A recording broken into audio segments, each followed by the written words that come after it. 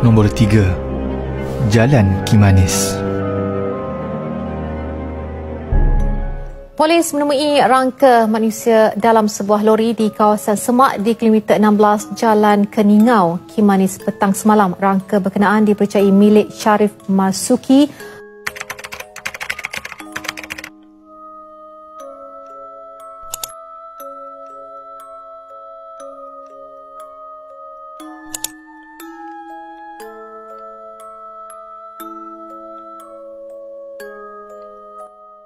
Jalan Kimanis sangat terkenal dengan kisah-kisah kemalangan ngeri dan menyeramkan. Hampir semua penduduk Sabah tahu bahawa Jalan Kimanis merupakan jalan yang paling bahaya dan seram di Sabah kerana hampir setiap tahun akan ada kemalangan di sini. Jalan Kimanis terletak di kawasan Keningau, Sabah, dan jalan ini merupakan kawasan banjaran yang kemudiannya dijadikan jalan raya bagi memudahkan mereka yang ingin ke Kota Kinabalu. Disebabkan pada awalnya kawasan ini merupakan sebuah banjaran, menyebabkan Jalan Kimanis ini tersangatlah curam sehinggakan kereta akan terasa seperti boleh terbalik ke belakang apabila mendaki. Dan apabila meneruninya, kereta boleh terbabas jika tidak boleh brek dengan betul ataupun brek telah haus disebabkan kecerunan jalan ini. Terdapat kisah yang diceritakan oleh Alif bosku bahawa terdapat sebuah keluarga yang pernah kemalangan di Jalan Kimanis dan telah menceritakan pengalaman mereka di mana mereka melalui jalan ini pada waktu malam kerana menyangkakan ia lebih selamat disebabkan tidak banyak kenderaan di jalan. Ketika mereka meneruni Jalan Kimanis itu, mereka melihat seorang nenek tua melambai-lambaikan tangannya untuk menyuruh mereka memberhentikan kenderaan. Dia cakap, berhenti sialah tumpang, mana tahu dia berada dalam kesusahan kau. Gila, bilang yang kakak tu lah yang memandu tu. Kau mau tumpang, anti penjenayah ke apakah? Betul jugalah kalau ikutkan dalam fikiran. Disebabkan berasa curiga dengan kehadiran seorang nenek tua pada waktu malam, mereka pun membiarkan nenek tua itu dan terus memandu melalui Jalan Kimanis tersebut. Selepas beberapa minit melepasi nenek tersebut, tiba-tiba sekali lagi nenek tua tadi muncul dan melambai-lambai tangannya untuk memberhentikan kereta mereka. Dia pun yang, kak, siapa tu kak? Kenapa orang yang sama menahan kereta kita ni? Mereka tidak peduli lagi, cakap sabar, istighfar banyak-banyak, dia cakap. Pada ketika itu, mereka berasa sangat takut dan tidak lagi dapat mengawal kenderaan kerana brek sudah haus. Mereka tidak dapat lagi melihat jalan dengan jelas kerana keadaan yang berkabus lalu terbabas ke dalam gaung.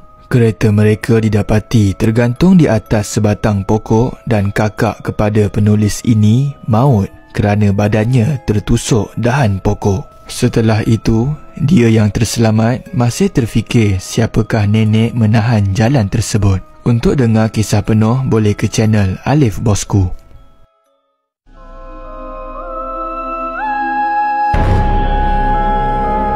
Nombor 2. Kampung Monsopiat.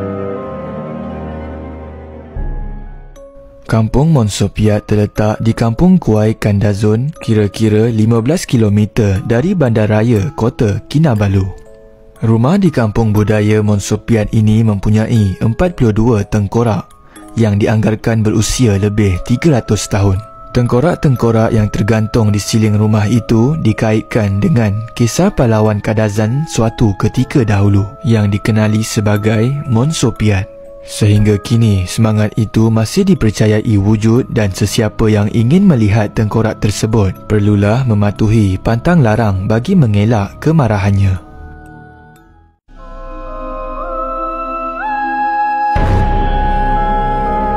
Nombor 1. Gunung Kinabalu.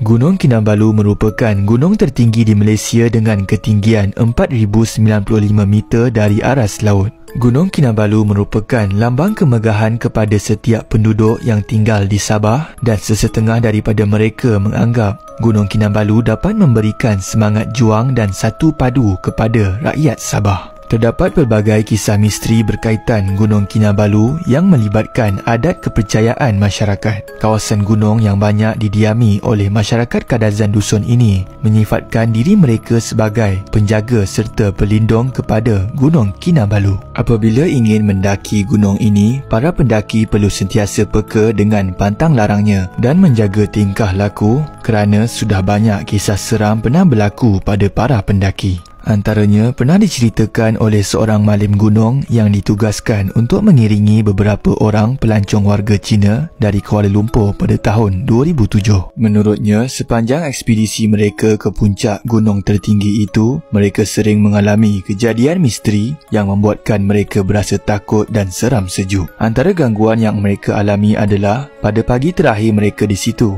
salah seorang pelancong yang mengikuti rombongan memberitahu bahawa dia begitu teruja kerana mendengar suara nyanyian merdu dan bunyi petikan gitar pada tengah malam sebelumnya. Namun apa yang menyeramkan, pada malam sebelumnya semua peserta telah tidur awal dan tiada sesiapa pun yang bermain gitar atau bernyanyi pada tengah malam itu. Seterusnya, terdapat juga cerita seram daripada Instafamous Asfar Harry ketika dia di sekitar kawasan Gunung Kinabalu dan terdengar bunyi seperti ada makhluk terbang di atas mereka dan kerusi bergerak dan menghempas dengan sendiri.